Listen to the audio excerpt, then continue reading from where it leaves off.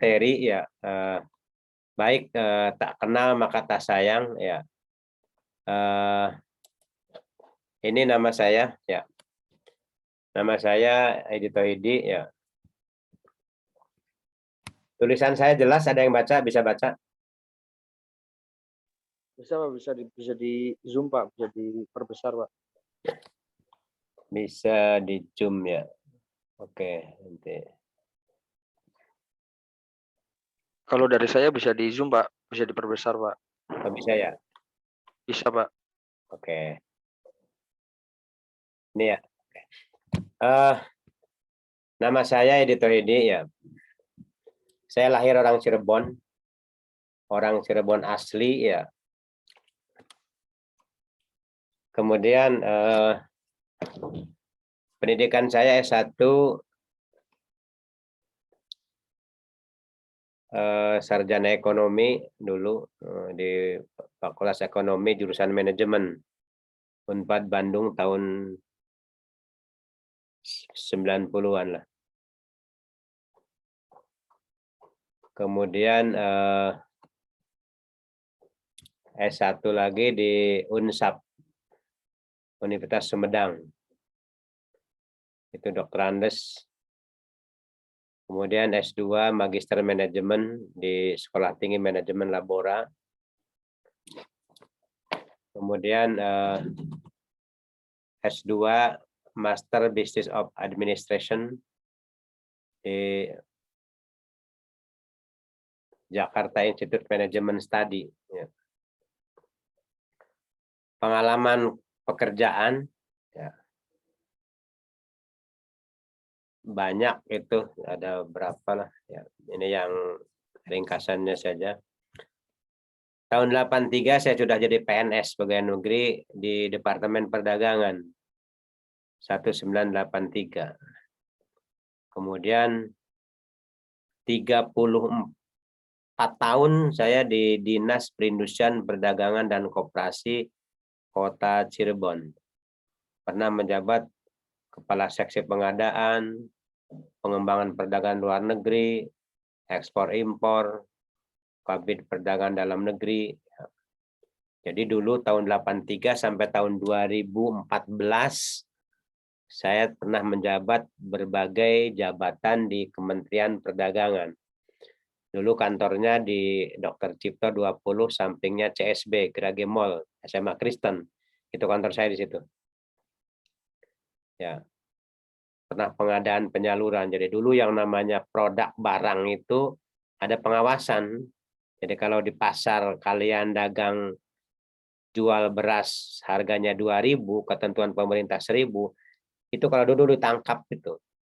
Ya, ditangkap karena sistem tata niaganya itu masih diawasi oleh pemerintah. Tidak kalau sekarang kan sudah tata niaganya bebas. Ya, tergantung kepada mekanisme pasar. Tergantung kepada supply and demand. Jadi, kalau barangnya banyak pasti harganya murah. Sudah otomatis. Atau sebaliknya, barangnya langka sedikit pasti harganya akan mahal. Itu disebut dengan tata niaga mekanisme pasar itu loh. Kalau dulu itu tata niaganya diawasi oleh pemerintah, ya, diawasi, dilarang. Ada produk-produk yang dilarang loh. Kemudian dilanjut kepala 2014 saya pindah ke kepala bidang penanaman modal, Badan Penanaman Modal dan Perizinan. Jadi kalau dulu ada investor masuk ke Cirebon, itu lapornya sama saya dulu. Berapa investasinya, berapa PMA, penanaman modal asingnya, penanaman modal dalam negerinya, ya. Jadi CSP, Grage, Matahari, Jogja, Carrefour, Lotte, Transmart, itu lapor ke kita berapa investasi yang ditanam di Kota Cirebon. Jadi saya tahu investasi di Kota Cirebon itu ada sekian triliun. Jadi dulu yang mengeluarkan perizinannya pada saat itu adalah saya, Kepala Bidang Penanaman Modal. Kemudian 2018 ya, saya pindah ke Kepala Bidang Pariwisata di Sporbudpar, Dinas Pemuda Olahraga Pariwisata dan Kebudayaan dan Pariwisata di Sporbudpar, Dinas Pemuda Olahraga Kebudayaan dan Pariwisata. Menangani izin yang berkaitan dengan usaha pariwisata, rumah makan, restoran, hotel, karaoke, hiburan. Ya. Jadi kalau kalian pengen hiburan, pengen karaoke, kalau tidak pandemi, kalau pengen gratis bisa hubungan saya nanti. Mau di CSB, mau di tempat-tempat lain. Ya. Nah. Kemudian Kepala Bidang Kebudayaan, ya, yang menangani tentang destinasi wisata. Jumlah keraton ada berapa, destinasi, cagar budaya dan sebagainya. Itu. Kemudian saya juga aktif di Fakultas Ekonomi Untag, di STIE, di Stikom, di Pasca Sarjana STIE, dan di STIMIK IKMI. Ya. Kemudian saya juga merangkap Yayasan SMK Manbaul Ulum, ya, pengurus Yayasan Pondok Pesantren Manbaul Ulum. Ya. Alamat rumah saya di Sumber, Pondok Pesantren Manbaul Ulum. Teleponnya mohon dicatat 081 22 34 85 86. Jadi WA silakan. Nanti kalian tunjuk ketua kelasnya masing-masing, nanti bikin WA grup. WA grup saya masukkan di situ. Nanti kalau ada informasi yang perlu disampaikan, baik untuk menjelang kisi-kisi soal, kemudian materi dan sebagainya, nanti saya kirimkan ke WA grup. Oke. Ada yang tanyakan? Sudah jelas? Sudah dengar suara saya? Jelas Pak, cukup. Ya. Dengar, cukup. Oke. Kita lanjut. Technopreneurship. Technopreneurship. Apa itu technopreneurship? Adalah sebuah wirausaha inkubator bisnis yang berbasis teknologi.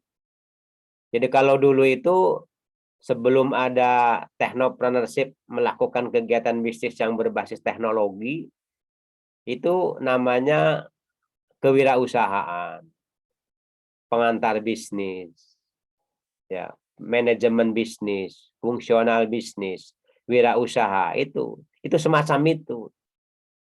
Nah, sekarang berubah menjadi technopreneurship, itu adalah sebuah kegiatan yang berbasis bisnis, tetapi ada teknologinya, ada IT-nya. Ya, jadi model materi ini merupakan strategi terobosan baru. Jadi untuk mensiasati ya, masalah pengangguran intelektual yang semakin meningkat, yang nanti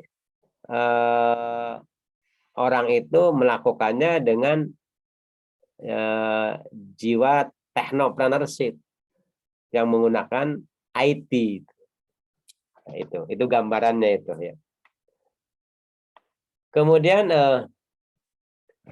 kalau kita lihat di pengantar, kenapa harus belajar technopreneurship? Ya, statistik dunia dulu orang Amerika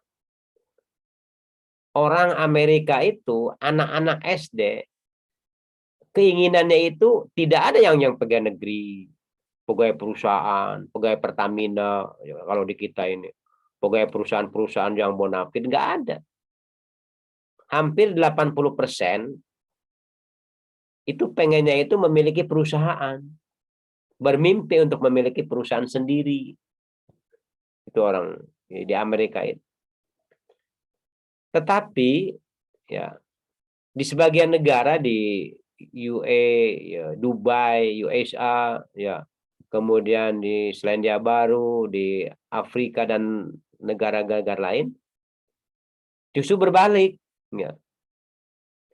Mereka sudah melakukan kegiatan usaha sendiri, tetapi rata-rata 50% itu bangkrut kembali. Kenapa? Karena nanti kita pelajarin berikutnya.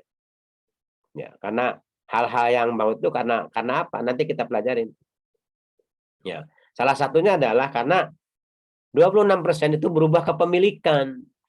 Berubah kepemilikannya tadinya punya orang dijual, punya orang tua turun ke anaknya, atau hibah, ya banyak, atau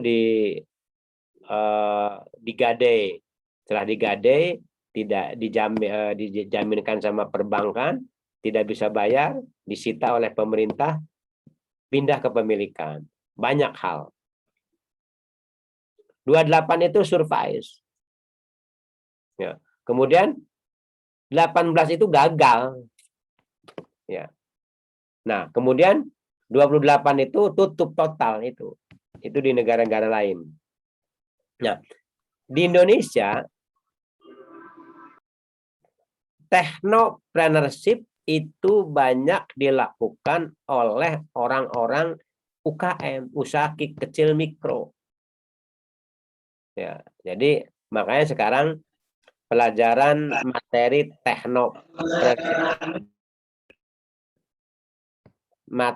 technopreneurship di berbagai perguruan tinggi itu sekarang adalah mata kuliah wajib.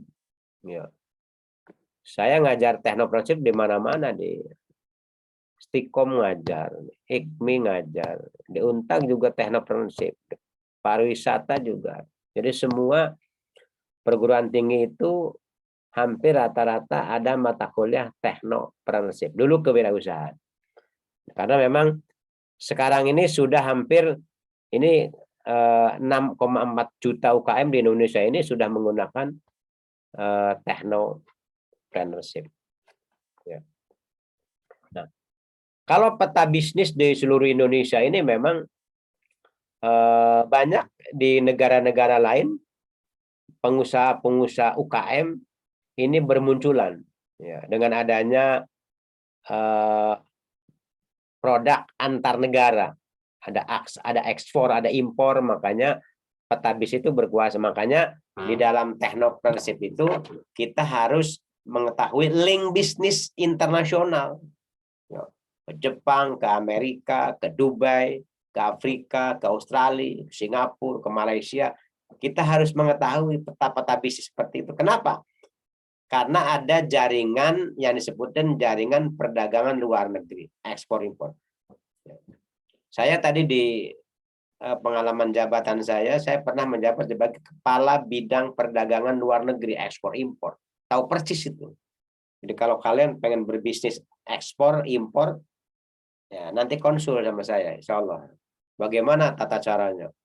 Bagaimana bill of lading-nya, BL-nya, muatnya di pelabuhannya, Sukopindonya, bea cukainya, dan sebagainya, muat kapal dan sebagainya. Itu ke depan. Kalau kalian nanti bisa berbisnis berhasil, ya, siapa tahu Anda jadi juragan konglomerat bisnis technopreneurship. Ya. Kemudian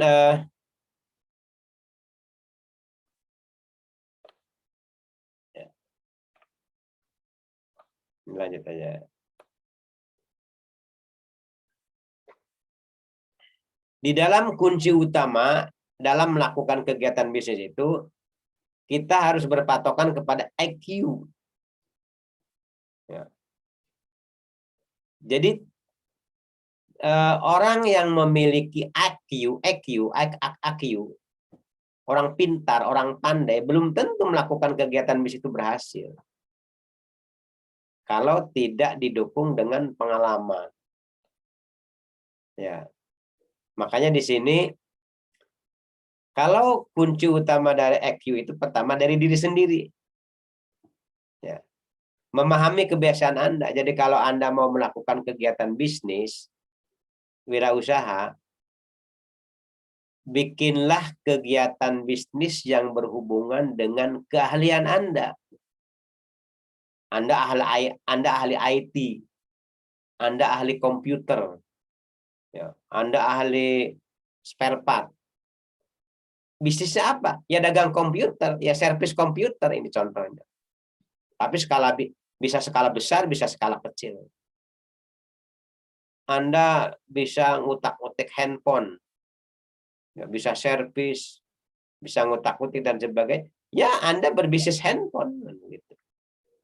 Jadi itu yang disebut dengan memahami kebiasaan Anda. Anda sehari-hari biasanya suka nyukur teman, ya. Tapi lama-lama jadi hobi dan bisa ya jadi salon. Gitu. Perempuan itu ahli masak, senang masak, ya jadi catering itu sebagai contoh. Ya. Kemudian dari sendiri juga dapat mengontrol kebiasaan Anda. Jadi kebiasaan Anda ini kalau yang positif itu ya dilanjut. Ya. Orang yang melakukan kegiatan di mata umum, kelihatannya orang itu mengganggu. Motor-motoran, kebut-kebutan, ya. Sepintas orang itu mengganggu. Tapi kalau dilihat positifnya, kapan-kapan bisa jadi pembalap, bisa jadi duit itu. Ya. Jadi itu jadi mengontrol kebiasaan itu, kebiasaan yang Anda lakukan yang bersifat positif, lanjutkan. Ya. Kemudian yang berikutnya adalah hubungan dengan orang lain, empati. Bagaimana caranya melakukan kegiatan bisnis itu harus mengambil simpati orang. Karena apa? Karena ujungnya adalah pelayanan kepada konsumen. Bagaimana konsumen itu tidak akan empati kepada kita kalau pelayan kitanya tidak baik. Kelakuannya nyengitin, kata orang Jawa. Ya. Jutek. Ya. Muka asem. Bagaimana kalau dia mau melakukan kerjasama dengan bisnis, dengan konsumen? Bagaimana konsumen mau beli kalau terhadap produk kita kalau pelayannya kurang baik itu?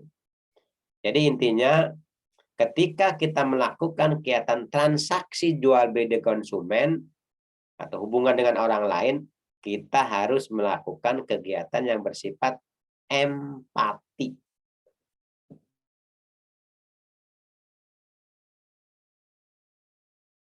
Jadi kalau seorang pelaku bisnismen, jadi pelaku bisnis itu kan bisa entrepreneurship, bisa entrepreneur, bisa pelaku usaha, bisa bisnismen, banyak itu. Jadi ya itu bisa. Bagaimana kita harus mengerti kebiasaan orang lain? Kalau kita menjual produk kepada orang lain, orang ini biasanya kalau dikasih harga pasti nawar. Makanya kasih harga yang tinggi yang akan ditawar. Tapi kalau orang ini biasanya sifatnya nggak suka nawar dengan harga pas, kasih harga yang bandrol. Ya. Makanya kalau orang yang biasa beli dengan senang nawar, biasanya belanjanya ke pasar. Ya. Harga gula padahal harganya 10.000, tapi nawarkannya 12.000 tawar. Jadinya kan 10.000. Tapi kalau orang yang tidak senang nawar, ya datangnya ke supermarket. Swalayan, supermarket dengan harga bandrol tertentu yang tidak pernah ada transaksi tawar-menawar. Nah, itu. Jadi kalian harus mengerti kebiasaan orang lain. Kemudian yang kelimanya adalah dapat mempengaruhi kebiasaan orang lain. Bagaimana caranya mengetuk orang? Agar apa? Agar orang itu beli. Bagaimana caranya? Ya dengan berbagai motivasi. Ya, motivasi bagaimana cara orang membeli dengan keramahan, dengan baik hati, dengan harga murah, dengan diskon. Ya. Itu sebetulnya dapat mempengaruhi orang lain. Jadi Nanti sekarang nih bulan puasa nih, menjelang Lebaran, nanti perang diskon di swalayan di supermarket itu nanti di mana-mana ada. Itu salah satu mempengaruhi kebiasaan orang lain. Orang lain yang biasanya tidak pernah belanja, begitu datang ke Jogja, ke swalayan, ke supermarket, ke Matahari, ada produk diskon 35%. Wah, dia akan beli. Itu yang disebut dengan mempengaruhi kebiasaan orang lain. Salah satu contohnya begitu. Kemudian kita lanjut ya.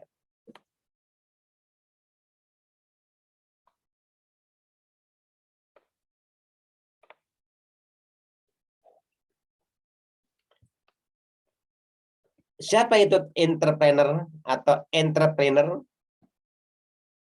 Ya.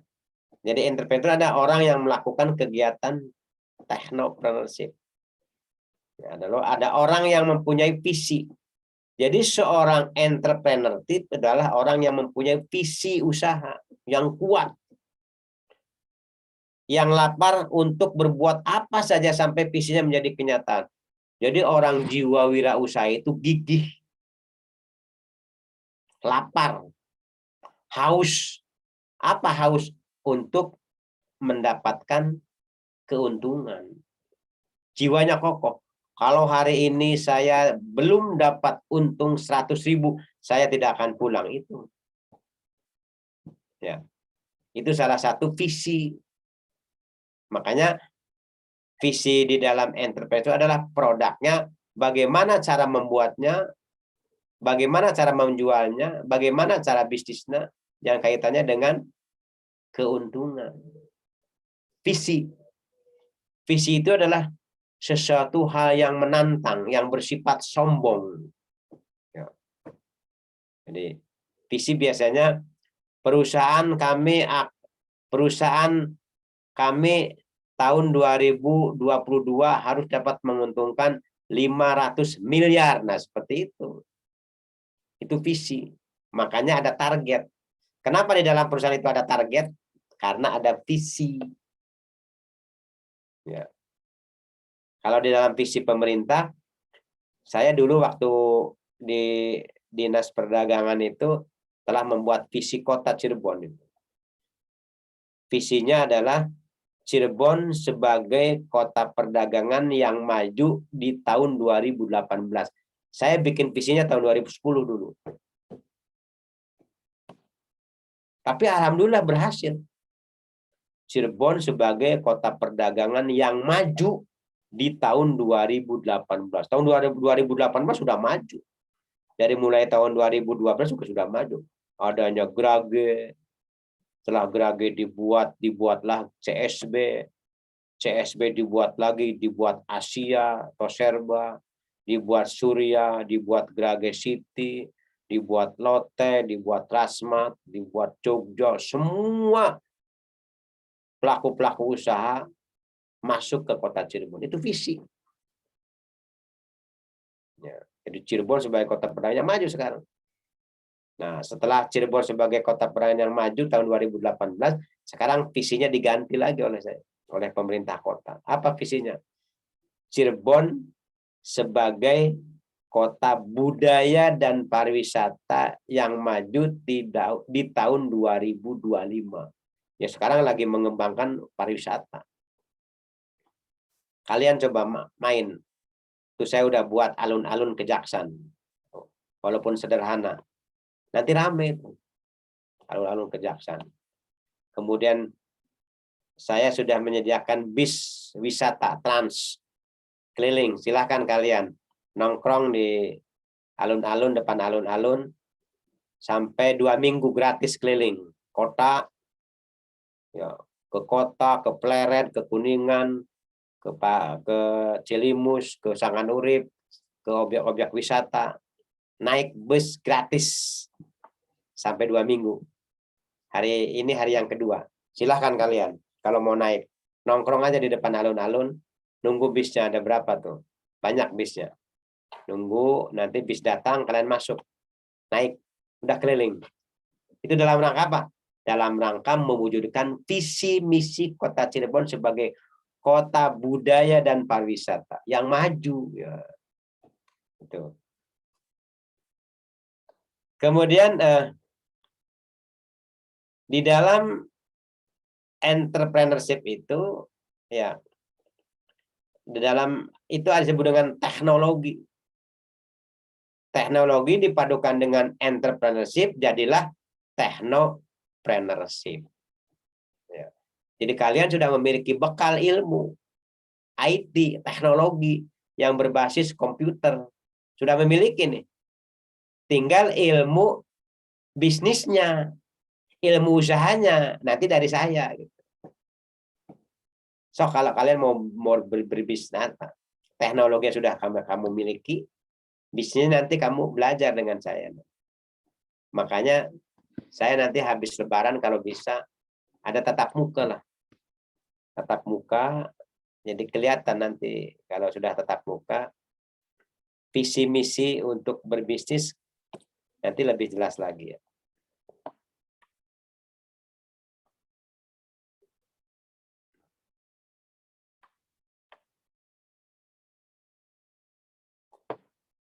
Di dalam melakukan kegiatan technopreneurship, itu pertama diawali dengan inovasi.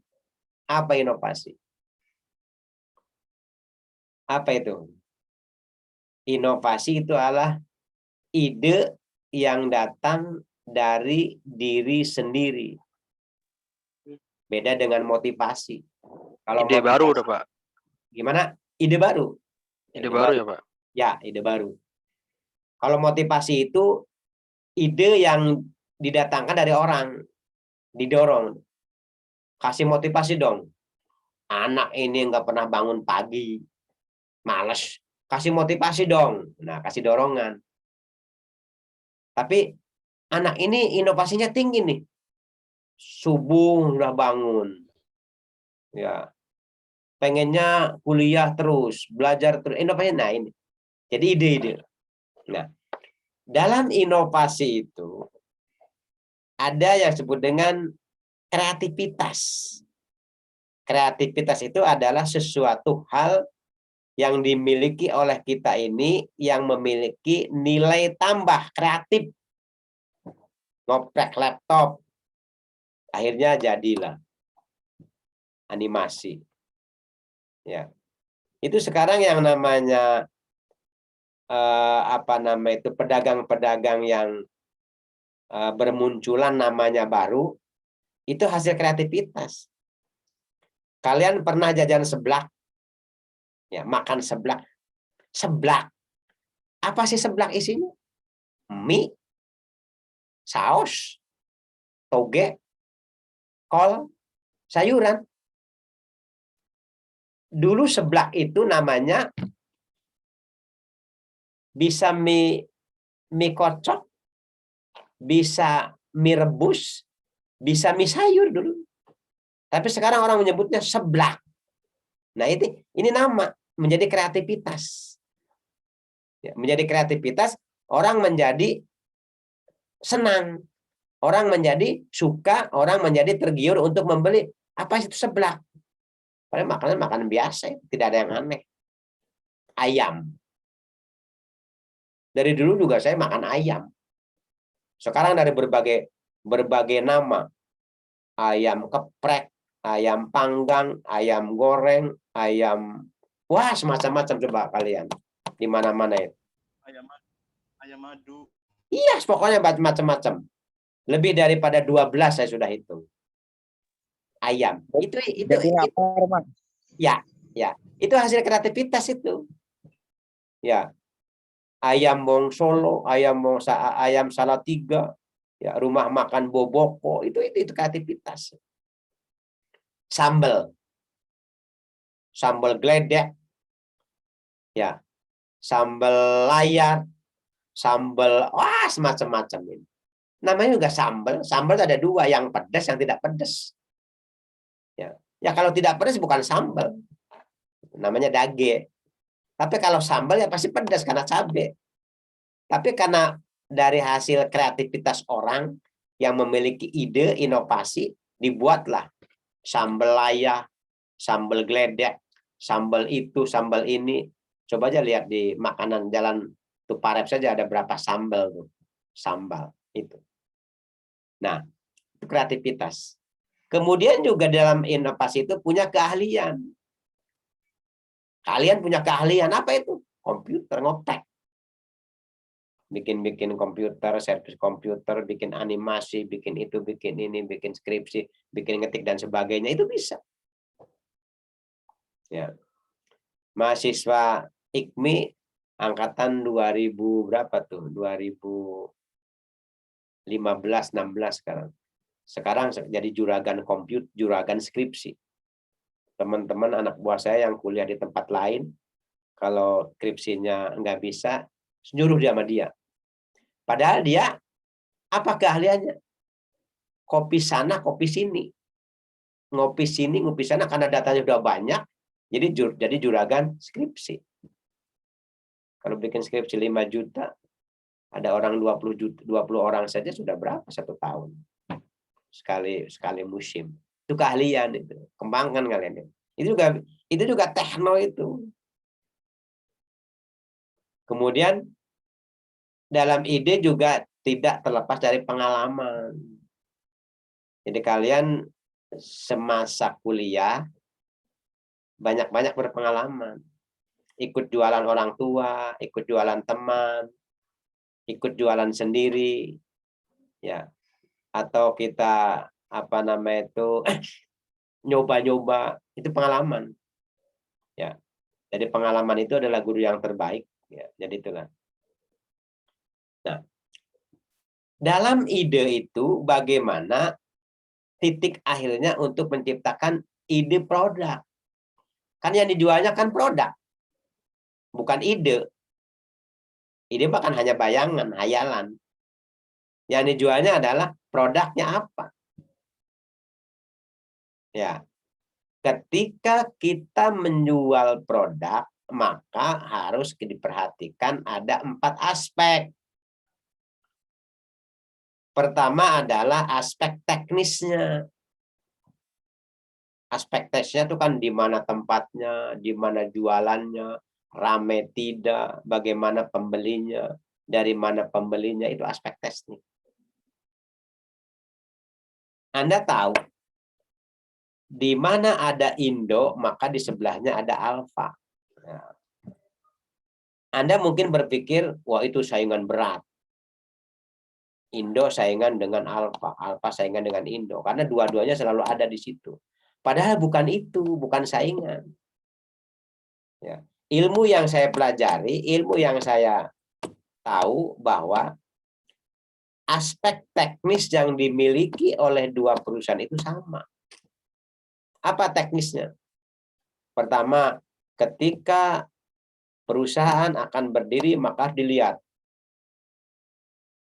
jumlah arus lalu lintasnya ramai tidak di situ. Ya.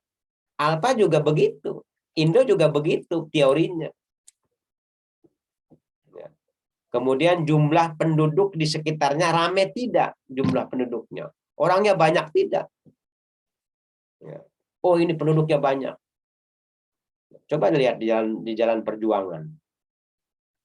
Alfa, Indo, penduduknya kan ramai. Ya.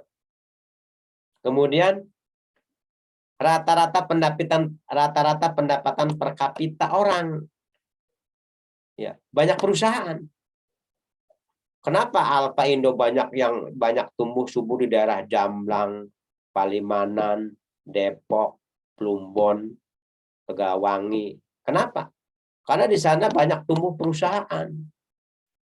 Orang banyak yang kerja. Ketika orang banyak yang kerja, pasti pendapatannya naik. Satu keluarga itu bapaknya supir, ibunya nganyam rotan, anaknya satpam, mantunya ngempelas rotan.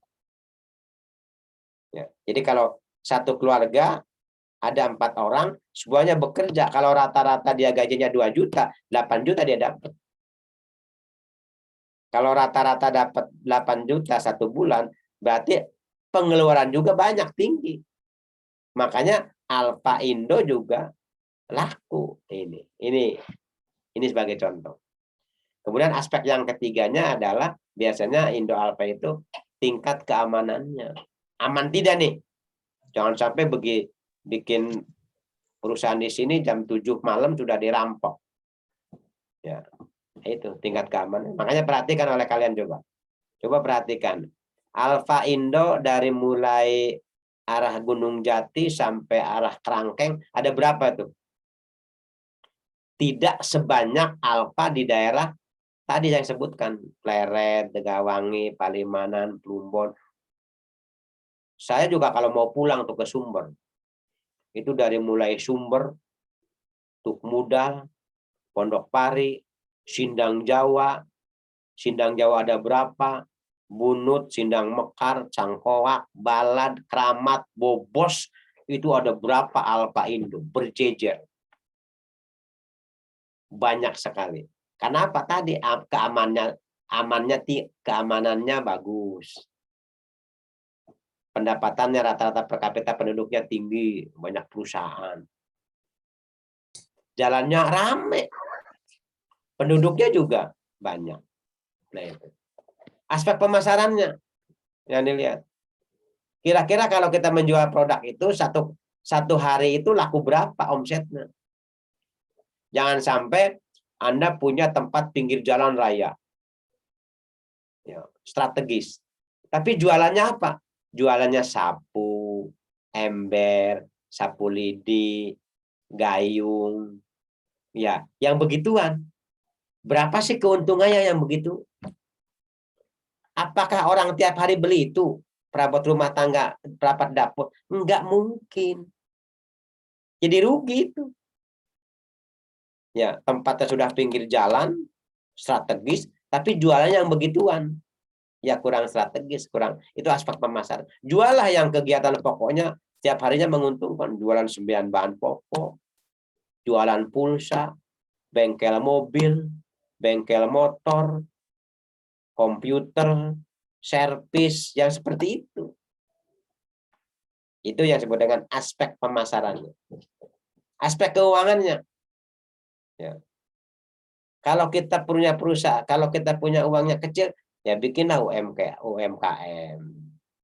Kalau kita punya perusahaannya besar, uangnya besar, ya bikin perusahaan yang gede. Ya. Aspek lainnya ya banyak. Ya. SDM dan sebagainya. Ya.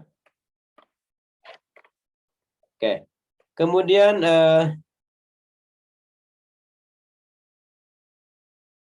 tahapan-tahapan dalam pengembangan bisnis technopreneurship. Ya. Halo?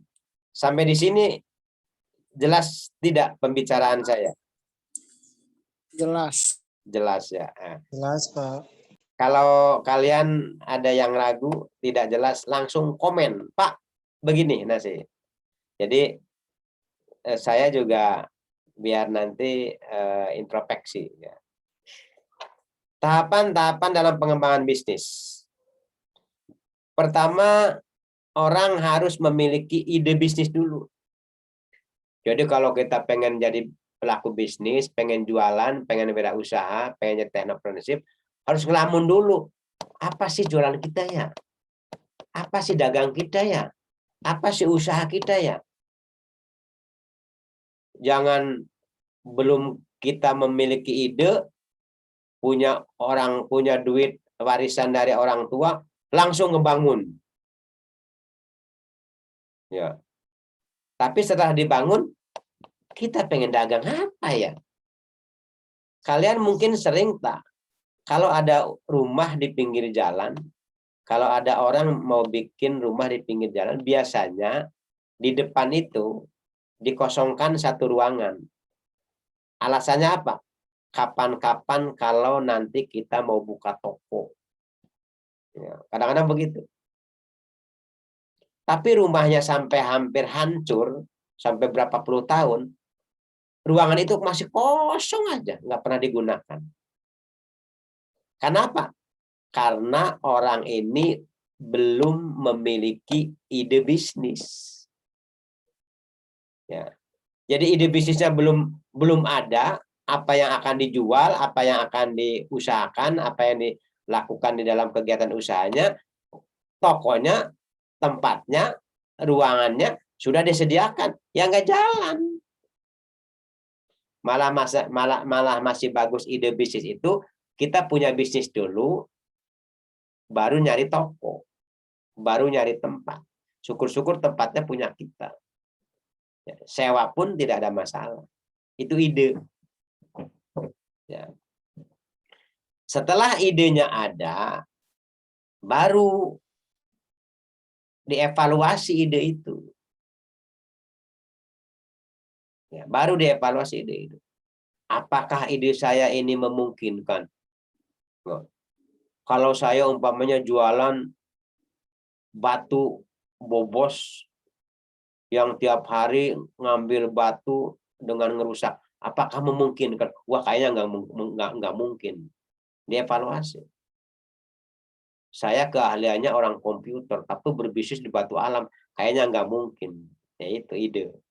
Saya orang komputer, saya orang teknik, teknologi. Saya harus jualannya spare part suku cadang komputer, sebagai contoh. Atau minimal handphone, servis handphone yang berbasis IT, teknologi. Ya. Jadi nyambung. Ya. Tapi kalau mamanya orang ini sudah memiliki bakat, orang tuanya dia berbisnis di batu alam, bisa dilanjut. Jadi bisnis itu dievaluasi, kalau kira-kiranya evaluasi itu memungkinkan, garap. Setelah dievaluasi, baru divalidasi, ditetapkan. Oh, saya harus, karena punya uang warisan dari orang tua, saya harus bikin SPBU, pom bensin, karena pom bensin di sini belum ada yang gede gitu. Atau saya sekarang harus jualan jadi supplier, makelar, bahan pokok makanan kita kirim ke supermarket, bisa itu. Kalau kalian tahu yang jualan salak pondok di Cimara, itu ide bisnisnya dari saya dulu. Dia ngambil salak pondok dari Wetan, dari Jawa Tengah. Dijual, kirim ke Jogja, supermarket, ke Asia, jualan di tempat dan sebagainya. Laku. Saya bilang, ini salak pondok itu laku sekali. Bagaimana di sini banyak lahan yang tidak terpakai, tanam salak. Sekarang tanaman salak di mana-mana di situ, di daerah Cimara itu. Ya. Makanya harga salak di Cimara itu hanya 5.000 perak, sangat murah. Karena apa? Ngambil sendiri, tempat sendiri, tanah sendiri. Dibandingkan dengan di pasar 7.000, 8.000, di sana cuma 5.000. Nah, itu ide bisnis. Itu bisnis yang sudah divalidasi. Oh, saya harus menetapkan bisnis apa. Setelah itu baru dievaluasi. Apa evaluasi? Dikontrol. Kira-kira kalau saya bisnis ini tepat enggak ya? Nah, gitu. Kalau saya bisnis ini kayaknya terlalu gede nih, modalnya cukup besar. Tempatnya juga harus luas. Wah, kayaknya nggak bisa nih. Itu namanya evaluasi. Ya. Setelah dievaluasi, ya, sebelum bisnis itu dijalankan, ditetapkan, dilaksanakan, maka bikin studi kelayakan bisnis. Studi kelayakan bisnis itu dengan teori. Ya. Dulu orang yang punya duit rame-rame bikin SPBU di daerah Indramayu. Ya. Karangampel, Loh Bener, Jatibarang, Pamanukan, Subang, arah ke Jakarta. Di sana SPBU berjajar. Ya. kelihatannya awalnya memang rame, sukses, untungnya besar. Tapi dia tidak melakukan kegiatan studi kelayakan bisnis. Tahun 2005 dia bangun. Tahun 2012 ke sini pemerintah membuat jalan tol. Ya. Palimanan, Cikampek. Orang yang dulunya biasanya jalannya ke Indramayu, Jatibarang, Loh Bener, Sukamandi, Jakarta ke sana, Cikampek, Jakarta. Sekarang hampir 65% melalui jalur tol. Bagaimana bisnisnya? Hancur. SPBU di sana sekarang hancur. Makanya dulu sebelum tahu pada saat 2005 dia konsultasi dulu dengan pemerintah. Kira-kira di Cirebon, Palimanan, Jakarta itu ada jalan tol tidak? Kalau ada jalan tol, jangan bikin di sana. Itu sebagai contoh. Sebagai contoh studi kelayakan bisnis yang gagal. Ya. Makanya kita harus melihat ke depan. Kemudian setelah studi kelayakan bisnisnya positif, oke. Jadi baru membuat teamwork, membangun teamwork, tim kerja. Ya, tim kerja itu pertama bentuk usahanya dulu. Usahanya mau perorangan, mau UD, mau PD, mau CV, mau koperasi, mau PT, mau firma, mau NV, mau yayasan, pilih dulu. Teamwork. Oh, kita perusahaannya sekarang kecil-kecilan aja dulu, ya sudah bikin perorangan. Tapi wah, kita perusahaannya rencananya mau besar nih, mau pengembangan eksporotan. Wah, ya bikin PT. Wah, kita usahanya jaringan nih, distribusi, ya bikin koperasi. Nah, itu. Dengan siapa jaringannya? Ya. Dengan siapa jaringannya? Dengan siapa teamworknya? Apakah dengan keluarga? Apakah dengan tetangga? Apa dengan seprofesi? Apakah dengan alumni IKMI? Alumni IKMI digabung. Kamu punya ide, yuk gabung kita mau usaha banyak. Ya. Teman-teman saya, anak buah mahasiswa saya, alumni Stikom itu, satu orang punya ide, kemudian dikumpulkan teman-temannya, jadilah punya perusahaan sekarang. Alumni Stikom. Nah, IKMI juga harus begitu. Ya, IKMI juga harus begitu. Teman-teman yang alumni, kita bisa membangun teamwork. Ya. Setelah itu baru membangun model bisnis. Apa ditetapkan? Oh, kita mau bisnis supplier terigu, atau gula, atau aci, atau 9 bahan pokok, beras, Indomie, dan sebagainya. Membangun model bisnis, jejaringnya nanti. Nanti kita tahap berikutnya nanti lebih jelas nanti. Nah, setelah itu baru diakhiri dengan mengakses modal awal. Dari mana modalnya nih? Idenya sudah ada, lokasi sudah ada, jejaringnya sudah ada, sudah kelayakan. Dari mana modalnya? Modal sendiri, atau patungan, atau joint venture, atau pihak ketiga, atau melalui perbankan, ya, atau dengan sistem konsinyasi, ya banyak kan. Ya. Modal itu tidak berarti harus memiliki uang sendiri. Ya. Nanti kita nanti belajar bagaimana cara mendapatkan modal dan bagaimana cara membuat perusahaan berbentuk PT nanti. Nanti saya pelajari nanti.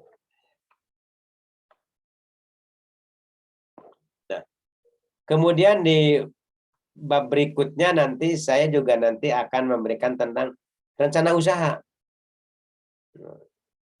Rencana usaha itu adalah produk. Jadi nanti saya akan kembangkan tentang uraian tentang produk dan jasa. Jadi fitur-fiturnya. Apa sih produk? Produk banyak kan. Produk tuh ada barang dan jasa. Jasa juga banyak.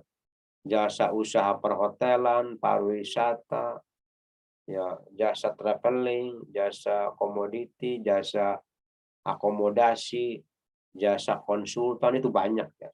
Produknya banyak. Ya, barang tambang, hasil industri, hasil galian, hasil perikanan, peternakan, kelautan, pertanian, agriculture, ekstraktif, industri, itu banyak produk. Kemudian diferensial produk, jasa dan produk, jasa yang ada di pasar.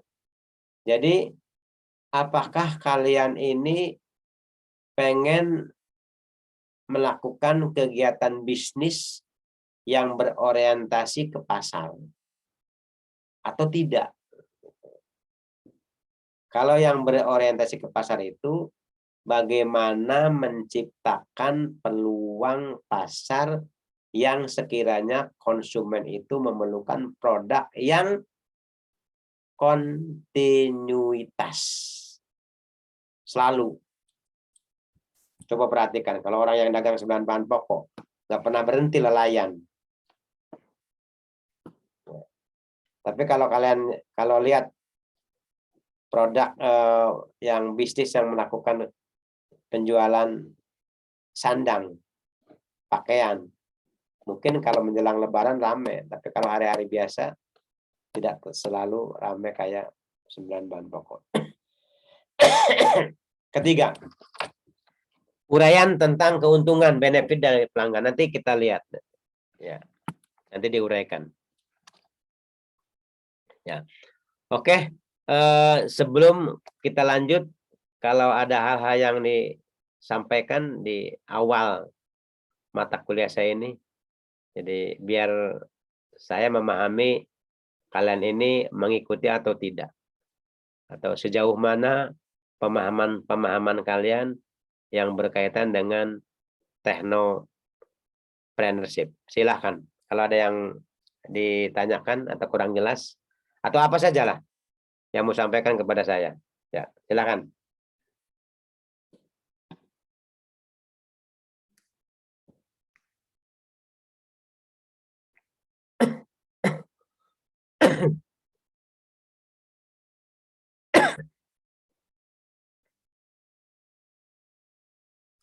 Silakan.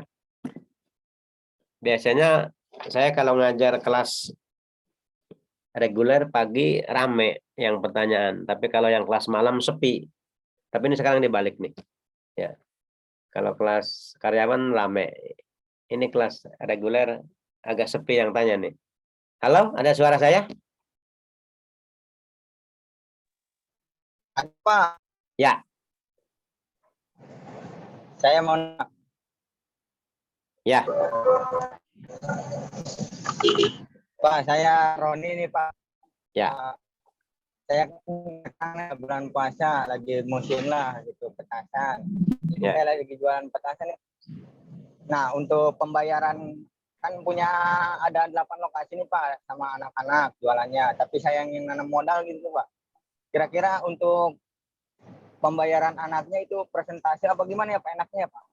Pembayaran anak. Oh, pembayaran karyawan. Kerjanya itu ya. Ya. Oke. Oke, Anda bagus menjelang Lebaran bulan puasa ini kalian jualan petasan, tapi memang petasan ini justru yang operasi petasan itu dulu saya. Ya. Jadi yang jualan petasan yang apalagi yang di kota yang ya, tapi nggak apa-apa lah. Ini dalam rangka belajar aja lah, belajar. Nggak apa-apa lah, nggak apa-apa. Lanjut. Nanti kalau kalian nanti ada apa-apa, nanti telepon saya nanti. Ya. Kalau kalian barangnya disita oleh Satpol PP, nanti kalau kalian disita oleh Satpol PP, telepon saya. Ya. Jadi kalau jualan yang seperti itu sistemnya komisi saja, jangan digaji. Kalau digaji kalian rugi, bos rugi gitu loh. Jadi kalau komisi itu kan dari hasil omsetnya laku dijualnya banyak, ya komisinya banyak. Ya, jadi menguntungkan kedua belah pihak dan Iya, tidak Pak, berarti merugi. Ya, presentasi. presentasi saja. Presentasi, jangan digaji. Iya, iya. Kalau digaji rugi Siap, kalian. siap. Ya nanti gajinya per hari 100.000, keuntungan kamunya cuma 25.000, ya rugi. Ya, Enggak pokoknya gini, Pak, saya mah ya. kalau sehari tuh anak-anak tuh kalau mau berangkat dikasih uang jajan 15.000. Ya. Nah, nanti misalnya si omset tuh dapat 200 ya. 200 itu dikurangin uang jajan dulu, baru hasil bersihnya dipresentasiin gitu, Pak. Bisa begitu. Kalau untuk mendorong uang jajannya kamu jangan dipotong kalau bisa nih. Tapi nanti dikompensasi saja. Dikompensasi dalam bentuk seperti gini umpamanya. Uang jajan 15.000 jangan dipotong. Tapi biasanya kompensasinya kamunya ngasihnya cuman 25%. Ya. Kalau bisa dirobak uang jajan tetap, kompensasinya 20% saja gitu. Jadi seolah-olah orang sudah berbahagia, iya saya sudah dikasih uang jajan, ada pendorong gitu. Itu sebetulnya sama saja. Cuman dalam teori pemberian itu kalian diuntungkan tuh, ya majikannya baik. Ya, saya dikasih uang jajan 15.000, padahal uang jajan itu dikompensasi dengan hasil penjualan nantinya seperti itu. Ya. Siap. Ya, kamu jualan di mana? Di petasannya? Di Majalengka, Pak. Wilayah Majalengka udah hampir 3 tahun gitu, Pak, kalau bulan puasa tuh. Di mana Majalengkanya? Saya di Jatiwangi, Pak. Jangan disamperin sama Satpol PP dong, Pak. Ya enggak, nanti kalau Satpol PP nanti telepon saya nanti gampang. Siap. Ada suratnya sih, Pak, dari toko. Iya, justru itu kalau kalian disamperin sama Satpol PP nanti telepon saya, nanti di calling dulu yang lainnya. Ya. Siap. Udah. Saya mantan Pol PP, ya. Saya mantan Kasol Pol PP, ya. Oke, yang lain, ya. Ngejom juga lagi di jalan ini, Pak, baru pulang dari Cirebon belanja. Ya, oke. Siap. Oke, yang lain silakan. Ya. Jadi yang lain silakan kalau mau bisnis apa. Pak Edi, saya punya duit nih. Yang bagus pengen bisnis apa ya? Nanti cerita sama saya. Pak Edi, saya punya duit nih, tapi tempatnya nggak ada nih. Yang bisa apa yang bagus nih? Tempatnya di mana? Nah, gitu. Silakan. Ya. Ini dalam rangka apa? Dalam rangka pembelajaran kalian untuk berwirausaha. Nanti kalau sudah lulus, ya saya harapkan kalian bekerja di perusahaan yang bonafit. Kalian jadi PNS, perusahaan Pertamina, BUMN, kerja di bank. Saya harapkan. Tapi sebagai pendukung, kalau kalian ngerti tentang materi teknopensip, minimal ya kalau kalian buntu itu bisa dijalankan. Ya, melamar ke sana kemari tidak dapat, perusahaan pada tutup, ya kalian sudah nikah, istri di rumah sedang hamil, bentar lagi mau melahirkan, saya akhirnya apa nih buntu. Nah ini teknopreneurship, pelajaran dari Pak Edi, kamu lakukan. Nah, Pak, silakan. nanya, Pak. Ya, silakan. Saya Wahyudin, Pak, dari Android Programming, Pak. Ya, di mana? Tinggal di mana? Saya tinggalnya di Tegal Gubuk, Pak. Tegal Gubuk, ya. Saya tuh mau buka usaha itu, Pak, rental PS, Pak. Nah, kita tuh mau tahu cara memanage uangnya, Pak. Keuangannya itu gimana? Soalnya takutnya kepake ini, kepake itu, Pak. Kayak gitu aja sih, Pak. Bisa dikelola sendiri atau bisa di pihak ketiga kan. Kalau dikelola sendiri, kamu harus ketat. Jadi uang hasil rental itu kamu pegang. Jangan diserahkan orang lain. Itu rata-rata teman saya di Palimanan diserahkan kepada orang lain. Akhirnya orang lain itu berbuat tidak baik, akhirnya hilang semua. Termasuk rentalnya juga hilang semua. Ya. Jadi bagaimana cara penggunaannya?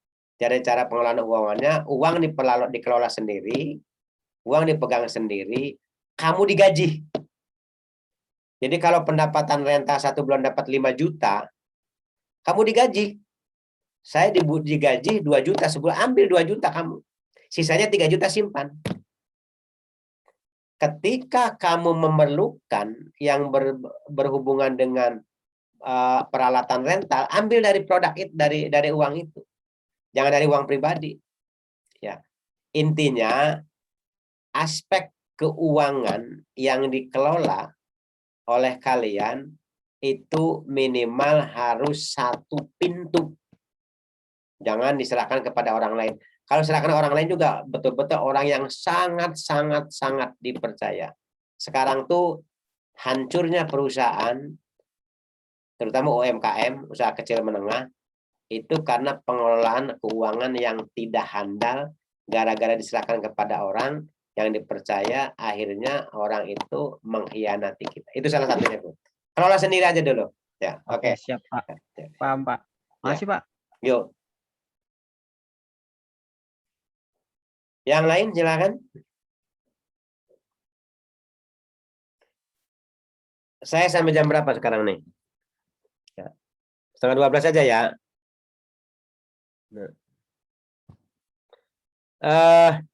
Tolong KM-nya muncul. Siapa KM-nya? Ketua kelasnya muncul.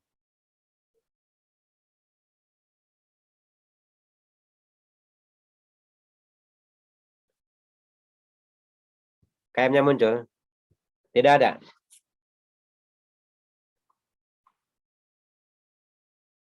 Belum ada KM-nya Pak kayaknya, Pak. Udah kamu bentuk aja KM-nya, ketua kelasnya ya. Nanti kamu bikin WA group. Ya. Iya, Pak, siap, Pak, siap. Udah kamu aja KM-nya lah. Bikin Technopreneurship group. Ya, nanti Siap. Sudah, Pak. sudah ada ya? Pak, Udah ada Pak. aja, Pak. Oke. Sudah. Oke, nanti maksudnya saya nanti mau ngirimkan materi. Kemudian nanti contoh soal-soal yang nanti ketika nanti kalian mau UTS, UAS, nanti saya kasih kisi-kisi soalnya ya, biar kalian nilainya tidak jeblok. Ya, itu ya. Oke, kita lanjut nih. Ya, gimana? Itu untuk semua kelas gimana, Pak? Per kelas aja, per kelas. Ada berapa kelas ini? 4 atau 3? 3, Pak. Ada teknik ada analisis keamanan cyber, Android programming, sama multimedia, Pak. Satu kelas di 3 kelas jadi. Ya, 3 kelas. Oh, berarti ada 3 grup, Pak. Ada 3 grup. Siap. Oke, baik, Pak. Siap. Kita lanjut. Dalam melakukan kegiatan technopreneurship itu ada goalnya, ada tujuannya. Tujuan dalam melakukan kegiatan bisnis pertama diawali dengan visi. Ya. Visi kan sudah saya jelaskan tadi. Visi itu adalah bersifat menantang, sombong. Tahu visi Kota Bandung?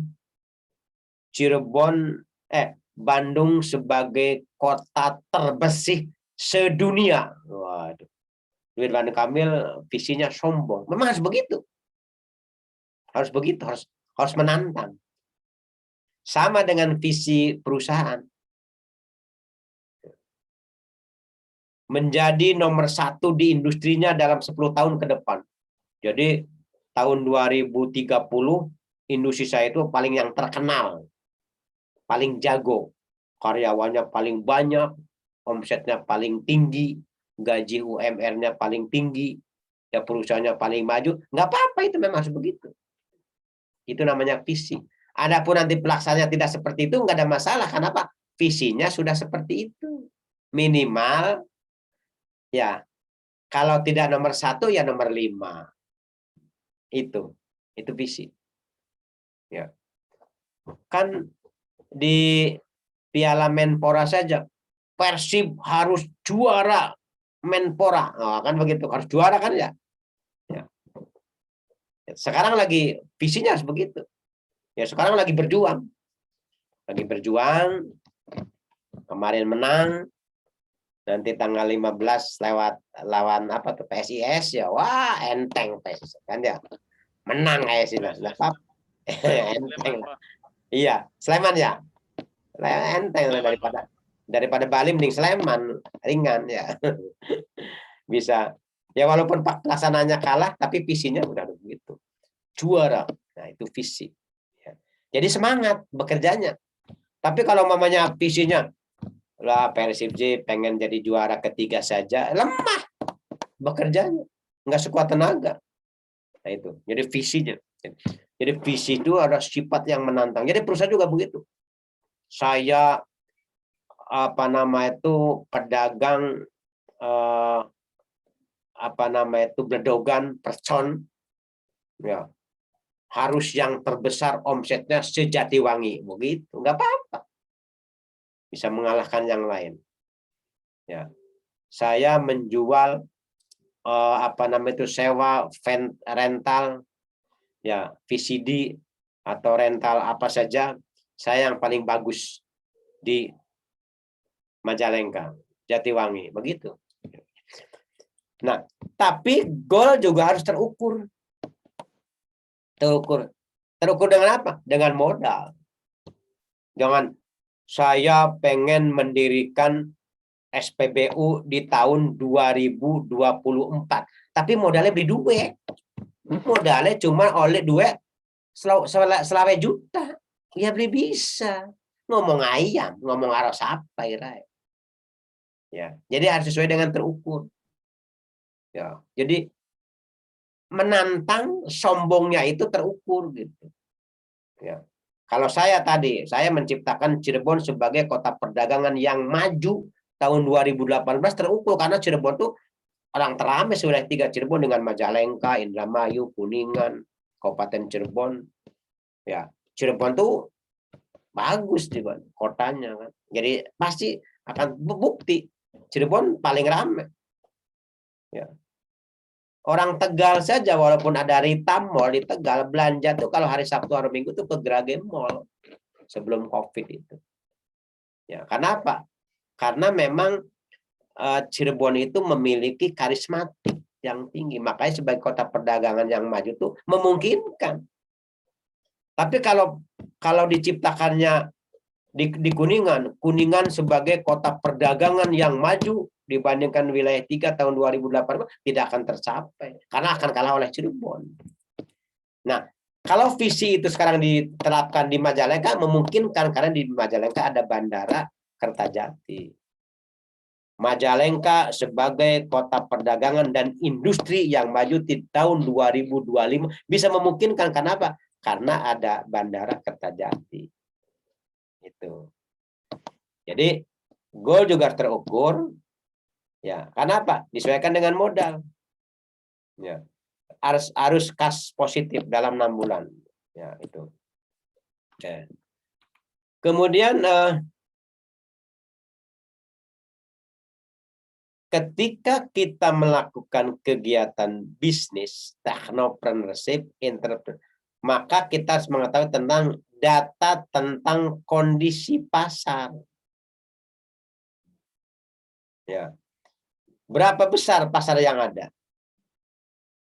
Jadi kalau kita mau jualan di Tegagubug, kita mau jualan celana, ada berapa orang kios yang jualan celana itu? Ada 30, memungkinkan. Karena Cirebon itu, karena Tegagubug itu pembelinya dari berbagai daerah. Tapi kalau umpamanya kita mau jualan celananya umpamanya di pasarnya pasar Arjawinangun, pasar Sumber, nggak mungkin karena pedagang celananya sudah ada 20 orang. Wah, kalau kita mau beli, kalau jualan nggak mungkin laku. Tingkat persaingannya tinggi. Ya, kenapa? Karena orang yang datang ke pasar Sumber kebanyakannya orang mau beli kebutuhan pokok, bukan untuk membeli sandang, pakaian. Itu hanya sebagian kecil saja. Jadi harus tahu tentang kondisi pasar. Ingat dulu saya pernah mau memindahkan pasar Tegagubug ke Pasar Gaya di Arjawinangun.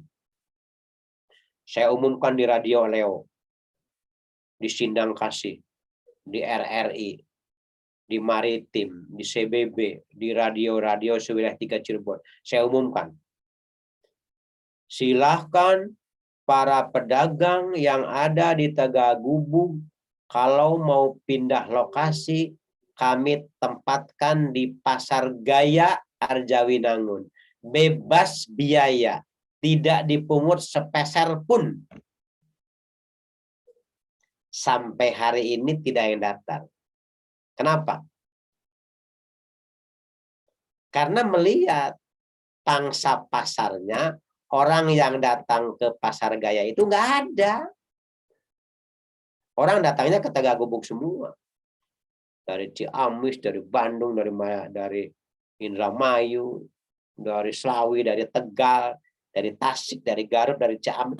Semua belanjanya ke Tegagubug, tidak ke Pasar Gaya. Nah ini jadi berapa besar pasar yang ada. Apakah target jumlah pelanggan itu akan dipenuhi? Ya. Coba lihat. Orang yang datang di pasar pagi. Orang yang dagang di pasar pagi. Orang yang punya kios di pasar pagi, kalau dia tidak punya kios lain di pasar di Tegagubug, dia akan gulung tikar. Kenapa? Nggak laku. Ya. Nggak laku. Sepi. Ya. Kang pelayanan ke dolan HP. Ya, saya lewat ke dolan HP. Melas. Ya. Ya sekarang mungkin agak rame nih bulan puasa, agak rame. Yang biasanya nggak pernah laku 1 potong 2 potong, sekarang mungkin terjual. Apalagi menjelang Lebaran. Nah lah, pasar pagi itu hanya mengenalkan bulan puasa dan menjelang Lebaran. Satu-satunya itu. Kalau hari-hari biasanya tidak diharapkan. Umur siklus. Apakah produk yang Anda jual berada pada tahap awal pengembangan materi? Jadi kalau kalian pengen jualan itu, masa umurnya harus panjang, masa umur produk. Ya. Kalau kalian sekarang mau jualan kolak menjelang bulan puasa, bisa. Karena kolak sekarang lagi diburu oleh orang karena bulan puasa. Masa umurnya agak panjang, masih sebulan. Tapi kalau nanti jualan kolaknya itu nanti H-5 Lebaran, puasanya mau habis nih, kalian baru dagang, wah ya ketinggalan kereta. Orang pengen bubar, orang pengen selesai dagangnya, kalian baru mulai, nggak bisa. Ya, tadi yang dagang percon, ledogan, ya. Itu kalau dagangnya nanti menjelang H-2, 3 Lebaran, ya sudah, kan ramainya sekarang kan. Dari bulan tepat sekarang kalau sudah jualan. Kalaupun hari-hari biasa ada jualan tapi omsetnya kan biasa-biasa saja. Sekarang. Ya, jadi itulah. Jadi masa produk itu ketika kita berjual itu tepat waktu. Tepat waktu. Lebaran nih. Orang menjelang awal tahun ajaran baru, orang yang jualan buku di mobil-mobil keliling di mana-mana ada. Tepat itu. Tapi kalau jualannya sekarang, ya nggak laku. Ya, tahun ajaran barunya masih lama. Nanti jualan buku, pakaian seragam, sekolah, SD, SMP, SMA. Nanti di bulan Juni, awal Juli. Malah awal Juli juga sudah terlambat. Mei, Juni itu harus jualan. Jangan Agustus sudah lewat. Buat apa? Orang tidak perlu. Nah, ini disebut dengan apa nama itu produk yang dijual itu harus memenuhi unsur umur siklus. Ya. Kemudian yang ketiga juga kita harus mengetahui tentang siapa pesaing utama. Ya. Siapa pesaing utama? Apa kekuatan dan kelemahan mereka? Jadi kalau kita mau tadi dagang percon, apa pesaingnya ada? Apa ada grosir percon di sana? Ya. Kalau tidak ada, ya kalian sebagai raja. Tapi kalau ada pesaing utama, ya yang grosirnya kalian mungkin harus bisa beradaptasi, mungkin jualan harus dibanting harganya, atau mencari terobosan-terobosan pangsa pasar baru ke pelosok-pelosok yang tidak terjangkau oleh grosir, atau dengan metode lain. Apa metode lain? Pelayanan yang baik, yang ramah, yang senyum, tempatnya gampang dijangkau, ya, warna-warna ininya, produknya yang menarik, itu berbagai cara. Ya, nanti di materi saya nanti berikutnya banyak. Bagaimana saya belajar orang itu tidak akan beli kepada produk kita, tapi telah dipelajari oleh kita bahwa akhirnya orang itu akan beli. Itu ada teorinya itu. Ya. Kemudian terakhir nih. Ini sudah hampir jam 12 nih. Pelanggan utama. Kita cari pelanggan utama. Pelanggan utama itu kan kita lihat. Kalau melihat demografinya, umur. Kalau menjual produk kita kepada orang-orang yang anak-anak, ya jualannya jualan yang disenangin oleh anak-anak. Ya. Kalau gender, ibu-ibu pengennya produknya kebaya busana muslimnya, itu menjelang Lebaran itu kan kita kalau ada ibu-ibu pengajian, kita bawa pakaian, kita nongkrong di situ, jualan di situ busana muslim, pasti beli. Atau produk makanan. Tapi kalau ada bapak-bapak yang kumpul-kumpul kemudian kita jual makanan, ya nggak laku. Bapak-bapak tidak terlalu berminat begitu kan, karena ada ibu yang menyediakan. Atau pakaian juga tidak terlalu berminat. Ya. Konsumsi pakaian kalau ibu itu biasanya lebih banyak daripada laki-laki. Kalau ibu biasanya ibu-ibu sudah punya, ada duit beli lagi. Tapi kalau laki-laki nggak ngapain, buat apa ini? Ya. Kemudian kenapa pelanggan membeli produk jasa sudah ada jadi kita melihat. Jadi apakah produk itu sudah melanggan kepada kita atau belum? Ya. Nanti inilah. Jadi nanti saya nanti di pertemuan tatap muka, ya kita paksakan pertemuan tatap muka lah sekali lah ya. Setelah bulan puasa nanti kita nanti memberikan contoh-contoh yang akurat dan jelas di tatap muka itu. Ya. Oke, itu dulu lah. Ini banyak materi saya nih. Saya materinya ada 160 sekian halaman banyak. Ya. Jadi nanti kalau tidak di copy mungkin tidak akan terkejar itulah. Itu saja dari saya. Silakan kalau ada hal-hal yang perlu ditanyakan. Ya. Silakan kalau ada yang menanyakan. Ada yang tanyakan?